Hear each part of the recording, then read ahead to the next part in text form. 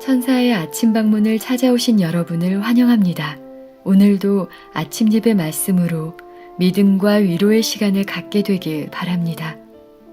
오늘도 아침 예배에 찾아오신 모든 성도님들을 진심으로 환영합니다. 새로운 하루를 허락해 주신 하나님께 감사드립니다. 오늘도 이 시간을 통해서 배우고 성장하는 시간이 되기를 간절히 바랍니다. 이제 함께 기도하겠습니다. 하늘에 계신 아버지, 오늘도 예배드릴 수 있도록 허락해 주심에 감사드립니다. 날이 갈수록 세상은 외롭고 어렵게 돌아가는 것처럼 보이는데 주님의 말씀을 기억하면서 힘을 냅니다. 또한 주님을 만날 그날이 얼마 남지 않음을 기억하고 남은 생애를 소망과 기대로 살기 원합니다. 이 시간 지치고 힘든 성도님들 계시다면 세상 끝날까지 저희와 함께 하시겠다고 말씀하신 그 약속의 말씀을 기억하고 오늘 하루 살 수 있도록 인도하여 주시옵소서. 오늘도 권면해 주시는 목사님의 건강과 선교 사업을 붙잡아 주시고 말씀을 전하실 때 성령께서 함께하여 주셔서 마지막 때 하나님의 백성으로 준비될 수 있도록 인도하여 주시옵소서. 예수님의 이름으로 기도드립니다. 아멘. 안녕하십니까? 오늘 우리가 또 중요한 말씀을 살펴보겠습니다. 말씀의 제목은 열매 맺는 가지입니다. 우리가 어떤 열매를 맺어야 되고 어떻게 열매를 맺을 수 있는지 그 말씀을 좀 살펴보려고 합니다. 예수께서는 열매로 신앙의 진실함을 판단하시겠다고 했습니다. 열매로 우리 마음의 진실함을 보시겠다는 것입니다. 열매를 풍성하게 맺는 방법을 그래서 말씀하시는 것입니다. 감사할 것은요, 예수께서는 무엇을 하라고 말씀하실 뿐 아니라, 다시 말해서 열매를 맺으라고 말씀하실 뿐 아니라 어떻게 열매를 풍성하게 맺을 수 있는지 그 방법을 말씀해 주셨다는 것입니다. 요한복음 15장 1절 2절입니다. 요한복음 15장 1절 2절. 내가 참 포도나무요 내 아버지는 그 농부라. 물은 내게 있어 과실을 맺지 아니하는 가지는 아버지께서 이를 제하여 버리시고 무릇 과실을 맺는 가지는 더 과실을 맺게 하려 하여 이를 깨끗게 하시느니라. 자, 예수님은 포도나무이십니다. 우리는 뭐죠? 우리는 가지입니다. 하나님은 농부이십니다. 포도원을 가꾸시는 농부십니다. 자, 그런데 가지가 포도나무에 분명하게 연결되어 있으면은 과실은 분명하게 맺히게 된다는 것입니다. 아주 자연스럽게 맺히는 것이죠. 어떤 과실이 맺혀야 할까요? 그것은 성품과 생애의 의의 열매가 맺혀야 한다는 것입니다. 자, 그런데 문제는 과실을 맺지 못하는 가지가 있다는 것입니다. 자, 그런 가지는 어떻게 한다고 했습니까? 예수께서 제거해 버리시겠다고 한 것입니다. 자, 그런데 오늘 말씀은 제거당하는 가지가 아니라 열매를 맺는 가지가 오늘 말씀의 주제입니다. 예수께서는 과실을 맺는 가지에 대해서 참 놀라운 말씀을 주셨습니다. 뭐라고 하셨나요? 과실을 맺는 가지는 더 과실을 맺게 하려 하여 깨끗게 하시겠다고 했습니다. 자, 가지를 깨끗하게 하신다는 것이 무슨 뜻일까요? 그것은 가지를 전정하시겠다는 것입니다. 다시 말해서 과실을 맺는 가지에게 양분이 집중될 수 있도록 불필요한 가지들을 잘라내시겠다, 전정하시겠다 하는 것입니다. 자, 과실이 없는 가지 제거해 버립니다. 그런데 과실이 맺히는 가지는 하나님께 마음을 드리고 충성하려고 하는 그 포도나무에 붙어 있기 위해서 애쓰는 그런 가지는 더 풍성하게 맺히게 하기 위해서 가지에 달려있는 불필요한 것들 전정하시겠다는 것입니다. 가지치기를 하시겠다는 것입니다. 자, 어떻게 가지치기를 하실까요? 이 질문이 오늘 말씀 묵상의 주제가 되는 것입니다. 자, 본문 읽겠습니다. 구주께서는 제자 되는 증거를 지적하신다. 너희가 과실을 많이 맺으면 내 아버지께서 영광을 받으실 것이요. 요한복음 15장 8절이죠. 과실을 많이 맺히면 하늘 아버지께서 영광을 받으신다고 했습니다. 자, 과실을 통해서 어떻게 하나님께서 영광을 받으실까요? 자, 이 말씀을 오늘 살펴보겠습니다. 우리는 믿음으로 살아계신 하나님을 붙잡아야 하며, 자, 과일을 맺는 첫 번째 방법, 믿음으로 살아계신 하나님을 붙잡아야 하는 것입니다. 붙잡아야 하며 사랑과 부드러움과 친절과 동정과 애정을 호흡하게 하는 경험을 유지해야 한다. 품성의 이러한 특징들을 주 예수께서 우리가 맺기를 바라시는 과실이다. 또 우리를 고상하게 하실 수 있고 만족하게 하실 수 있는 구주를 우리가 모시고 있다는 증거로 세상 앞에 제시할 수 있기를 바라시는 과실이다. 자, 여기 두 종류의 과일이 맺혀야 된다고 했죠? 하나는 성품의 과실입니다. 사랑과 부드러움과 친절과 동정의 성품의 과실입니다. 또 하나는 우리가 구세주를 섬기고 있다는 증거의 과실입니다. 자, 그 증거가 무엇인가요? 하나님께서 우리를 고상한 사람으로 만들 수 있고 또 가난하거나 부하거나 어떤 상편에 있든지 만족하게 하시는 분이라는 것을 온 세상에 드러내게 하겠다는 것입니다. 성도 여러분, 이렇게 성품과 순종은 함께 가는 것입니다. 부드럽고 온유하고 동정이 있는 성품과 우리가 주님을 믿고 있다는 증거가 순종으로 같이 나타나야 한다는 것입니다. 순종하면서 감사한 생애, 그것이 함께 나타나야 된다는 것입니다. 어떤 분들은 사랑스럽고 친절합니다. 그런데 이상하게 하나님의 말씀에는 순종하지 않습니다. 또 어떤 분들은 순종하는 것 같지만은 자꾸 불평하고 감사한 마음 없이 좁은 길을 가는 그런 모습을 주변 사람들에게 나타내는 것이죠. 그것은 열매가 아니라는 것입니다. 하나님께서 말씀하신 이 열매가 분명하게 나타날 필요가 있는 것입니다. 우리는 잃어버림을 당하는 자 편에 설 필요가 없다. 왜냐하면 그분은 만유 안에서 우리의 충만함이 되시기 때문이다.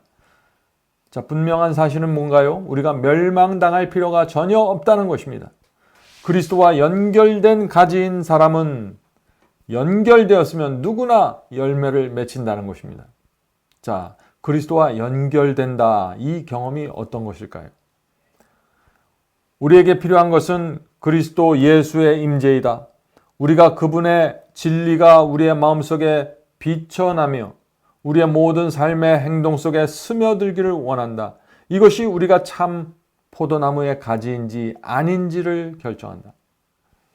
자, 성도 여러분, 필요한 것은 뭐라 그랬습니까? 예수 그리스도의 임재라 그랬습니다. 예수님을 우리 마음에 품고 살아야 한다는 것입니다. 예수를 품고 있다는 것, 품고 살아간다는 것이 무슨 뜻일까요? 예수님을 품는다는 것이 무슨 뜻일까요? 무엇을 품는다는 것일까요? 예수께서는 자신에 대해서 이렇게 분명히 밝히셨습니다. 나는 길이요 진리요 생명이라고 했습니다.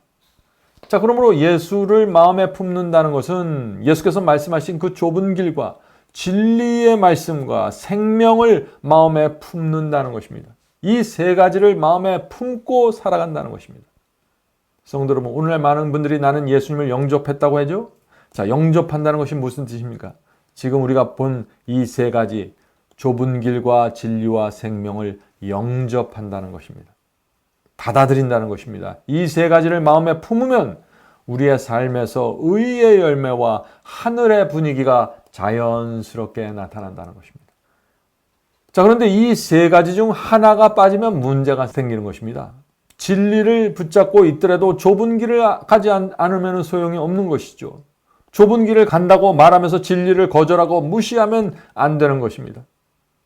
좁은 길을 걷고 진리를 정확하게 붙잡고 순종해야 하며 하늘로부터 내려오는 생명을 날마다 받고 거듭나야 하는 것입니다. 우리가 과실을 맺는 가지라면 우리는 더 많은 과실을 맺기 위하여 위대하신 농부께서 우리를 전정해 주시기를 기대할 것이다. 쓸모없는 모든 가지, 그리스도의 삶에서 우리의 성장을 방해하는 모든 것은 제거되어야 한다. 제가 미국에서 살 때요, 과일나무를 기른 적이 있습니다. 그 과일나무를 기르려면 반드시 필요한 과정인데 그것은 전정을 하는 것입니다. 전정을 해서 쓸데없는 가지를 쳐주어야 하는 것입니다. 그렇지 않으면 성장이 부실하고 열매가 부실해서 결과가 없는 것입니다. 그래서 과일나무를 기르는 분들은 힘이 들더라도 반드시 불필요한 가지들을 쳐주는 일을 하시는 것입니다. 성도 여러분, 하나님께서도 하늘 농부이시기 때문에 전정해 주시는 것입니다. 자, 어떻게 전정하실까요? 진리가 무엇인지 점점 분명하게 보여주시는 것입니다. 진리가 밝아질 때마다 우리 스스로 무엇을 고치고 개혁하고 버리도록 하나님께서 우리를 인도해 주시는 것입니다. 진리의 말씀에 따라서 신앙과 성품이 잘라지고 전정되는 경험이 없으면 우리의 신앙은, 성품은 말씀과 상관없는 것이 되어버리고 마는 것입니다. 아무리 하나님께서 빛을 주시고 우리를 위해서 애쓰고 노력하셔도 우리가 그 하나님께서 주시는 빛을 받아들이지 않으면은 전정되지 않고 변화되지 않아서 그냥 그 자리에 그대로 남아있다가 떨어져서 나가는 것입니다. 자, 두 번째, 하나님께서 우리를 전정하시는 두 번째 방법은 시련과 고난입니다. 하늘 농부께서는 하나님의 섭리에 따라서 적당한 때 적당한 시련을 허락하십니다. 왜 허락하실까요? 시련을 통해서만 우리가 우리 자신의 모습을 볼 수 있기 때문이죠. 우리가 얼마나 말씀과 멀리 떨어져 있는지, 교만한지, 이기적인지 시련이 와야 내가 내 자신을 본다는 것입니다. 하나님께서 보여주고자 하는 그 모습을 내가 보았을 때 그때가 중요한 것입니다. 그때 우리가 하나님께 굴복하고 성령께 굴복해야 되는 것입니다. 나를 전정시켜 달라고 기도해야 되는 것입니다. 이렇게 적극적인 모습으로 하나님의 전정의 역사에 협력하는 성도들, 그들은 변화될 것입니다. 하나님께서 전정하실 때 우리는 자주 주께서 우리를 괴롭히신다고 생각한다. 여기 놀라운 말씀이 있죠. 하나님께서는 우리에게 더 밝은 빛을 주셔서 더 풍성한 열매를 맺게 하려고 역사하시는데 우리 사람들은 그것을 왜 나를 힘들게 할까? 하나님의 전정의 역사를 나를 힘들게 하는 것으로 받아들이는 것입니다. 그래서 어떤 말을 합니까? 어떤 생각을 하나요? 차라리 내가 이 진리를 몰랐으면 좋았을 텐데 내가 꼭 이 말씀까지 순종해야 할까라고 생각하는 것입니다. 자, 이런 태도로 하나님의 말씀과 하나님의 역사를 대하면 어떻게 될까요? 전정이 되지 않는 것입니다. 열매가 맺힐 수 없는 것입니다. 시련과 고난도 마찬가지입니다. 하나님께서 우리를 전정하시려고 고난과 시련을 허락하시는데 어떤 사람은 이렇게 생각하는 것이에요. 왜 하나님께서 나에게 이런 시련을 주셔서 괴롭히실까라고 생각하는 것입니다. 자, 이런 태도로서는 열매를 맺히기 어렵다는 것이죠. 전정이 안 된다는 것입니다. 성도 여러분, 오늘 우리는 반드시 두 가지를 배워야 합니다. 하나는 하나님께서 우리를 전정하시는 방법이 무엇인가를 알아야 되는 것입니다. 그 방법은 진리를 주시고 시련을 허락하심으로써 전정하신다는 것입니다. 자, 둘째는 하나님께서 우리를 이 진리와 시련으로 전정하실 때, 가지치기를 하실 때 우리가 온 마음을 다해서 하나님의 그 역사에 협력하고 굴복해야 한다는 것입니다. 진리를 받아들이고 순종해야 합니다. 시련 속에서 하나님께 매달리고 내 약점과 내 고칠 점을 하나님께 고백하고 간절히 매달리는 경험이 필요한 것입니다. 그런 사람들에게 풍성한 열매가 맺힌다는 것입니다. 하나님의 역사가 성공하는 것입니다. 계속해서 읽겠습니다. 이렇게 하는 대신에, 자, 이 말씀이 무슨 뜻인가요? 하나님께서 우리를 전정하실 때 그것을 나를 괴롭히는 것으로 받아들이는 대신에 우리는 우리 자신을 살펴보고 다 행하지 못하고 남겨놓은 것이 있지는 않은지, 하나님과 올바른 관계 속에 설 수 있기 전에 우리의 생애에서 제거해야 할 필요가 있는 것이 어떤 것인지, 있는지 않는지를 살펴보아야 한다. 성도 여러분, 이런 태도가 그리스도인의 겸손입니다. 하나님께서 우리에게 불필요한 가지치기를 하기 위하여 다가오실 때 우리가 무엇을 버리고 무엇을 고쳐야 할지 겸손하게 우리 자신의 모습을 살피면서 기도하고 간구하고 매달리는 것, 이것이 어린아이와 같은 신앙이고 겸손입니다. 우리는 그리스도인 품성의 열매를 맺기 위하여 날마다 우리 구주를 붙잡는 참 포도나무에 산 가지가 되어야 된다. 그리스도께서 당신의 삶을 통해 실천하신 것처럼 우리가 기꺼이 자아를 부정하고 자기를 희생하고자 할 때 하나님의 영광을 나타내는 과실을 맺게 될 것이다. 마지막 결론의 말씀이 놀라운 말씀이 나오죠. 성도 여러분, 하나님께서 진리를 주실 때 받아들이는 것이 왜 이렇게 힘들게 느껴질까요? 자아를 부인하고 싶지 않기 때문입니다. 희생하고 싶지 않기 때문입니다. 성도 여러분, 하나님께서 시련을 허락하실 때 왜 힘들게 느껴지나요? 나를 높이고 나를 내려놓고 싶지 않기 때문입니다. 자아가 문제 있는 것입니다. 성도 여러분, 예수께서도 이 땅에 계실 때 자기를 부인하시면서 살았습니다. 자기를 희생하면서 사신 것입니다. 그래서 히브리서는 고난을 통해서, 예수께서도 고난을 통해서 순종함을 배우셨다고 말하고 있는 것입니다. 성도 여러분, 우리가 주께서 가신 길을 걸어갈 때 열매가 맺힌다는 것입니다. 그것이 유일한 방법이라는 것입니다. 하늘의 농부께서 오셔서 우리를 전정하실 때 잠잠히 굴복하시길 바랍니다. 내 부족함을 인정하고 내 잘못을 인정하고 내 위선을 인정하고 가지치기의 역사로 들어가야 되는 것입니다.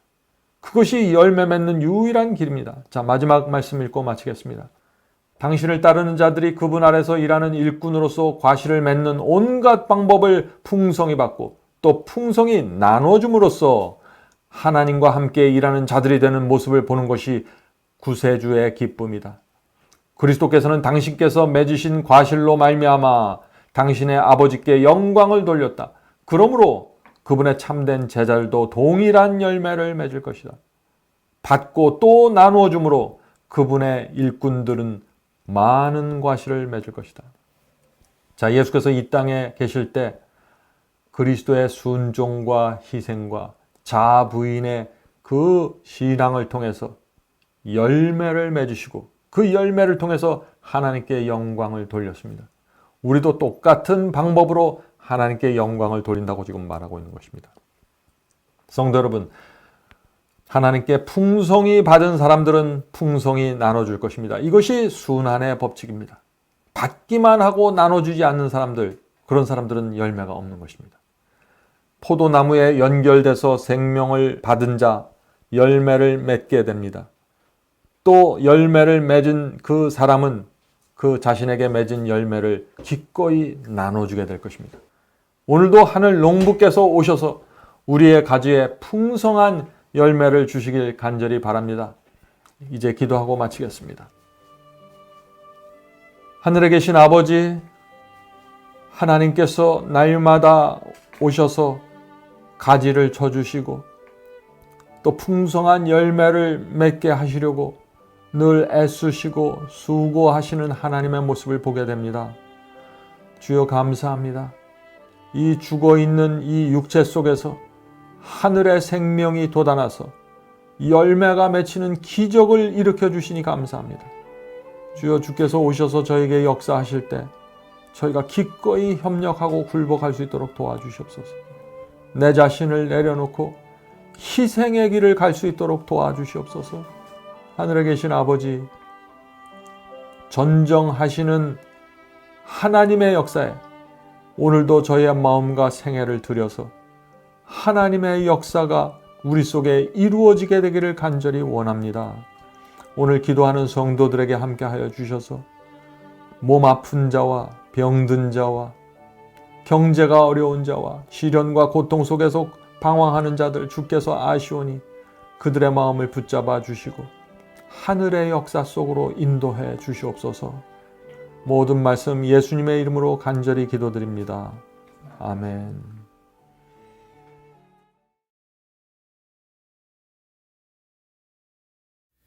복의 근원 강림하사 찬송하게 합소서. 한량없이 자비하심 중량할 길 없도다.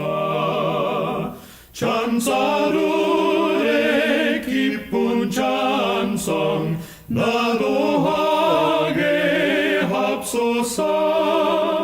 구속하신 이내 허물 항상 찬송하리다.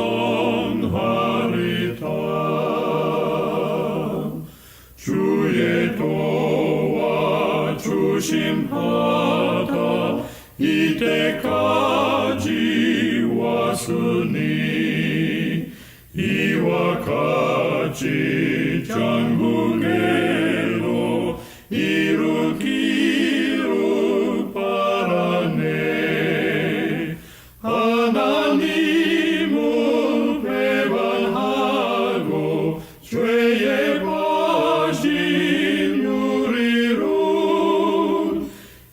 예수 구원하시려고 보혈 흘려 주셨네. 주의 귀한 은혜 받아 일생 빚진 자 되네. 주의 은혜 사슬 되사 나를 주께 맵소서. 우리 마음은 연약하여 범죄하기 쉬우니 하나님이 바르시고 장군인을 지소서.